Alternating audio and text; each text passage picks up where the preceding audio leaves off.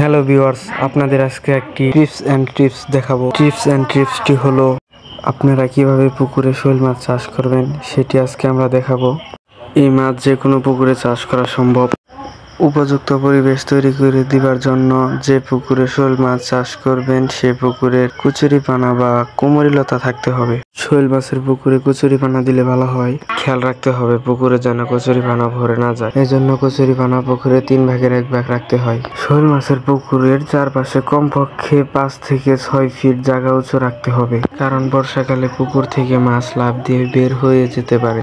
সঠিকভাবে অতএব পরিকল্পনাভাবে মাছগুলো নিয়ে চাষ করতে পারেন, অতএব উপলব্ধিভাবে আপনারা লাভজনক করতে পারবেন।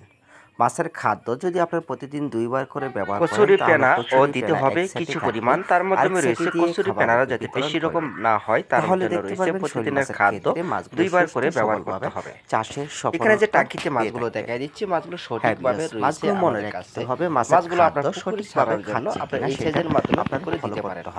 ইতিমধ্যে তার মাধ্যমে রয়েছে মাছগুলো টাবল দেখাচ্ছে খাতে পেনা, অতএব মাছগুলো সঠিক সম্পূর্ণভাবে আপনারা অনায়াসে চাষ করতে পারেন। এর মাধ্যমে নিয়ে মাছগুলো চাষ মাসে বাজারজাত অবশ্যই সফলতা আসবে। মাছের খাদ্য 2 বার করে 3 বারও ব্যবহার করতে পারবেন। এই মাছের তার মাধ্যমে রয়েছে যদি পুকুরে খাদ্যর পরিমাণ কম থাকে তাহলে আপনারা 3 বার পরিচালনাভাবে করতে পারেন খাবার। এভাবেই হলে মাছগুলো সঠিকভাবে নিয়ে চাষ করতে পারবেন। আমরা যে মাছগুলো গেটিং করছি সেই গেটিংয়ের মাছগুলো দেখাই দিচ্ছি। মাছগুলো সম্পূর্ণটা এক সাইজ রয়েছে। হ্যাঁ বিয়াস, এই মাছগুলো রয়েছে 3 থেকে 4 ইঞ্চি মাছের পোনা। অবশ্যই পেয়ে থাকবেন আমাদের কাছ থেকে। আমাদের ভিডিওটা যদি ভালো লাগে তাহলে চ্যানেলটি সাবস্ক্রাইব করতে ভুলবেন না। পরবর্তী ভিডিও দেখার জন্য অবশ্যই চ্যানেলটি ফলো করে রাখবেন। বেশ, সব রকমের মাছগুলো ওদের চাষের সফলতা কীভাবে পাবেন তার জন্য আরও বিস্তারিতভাবে কমেন্টের মাধ্যমে জেনে নিতে পারবেন।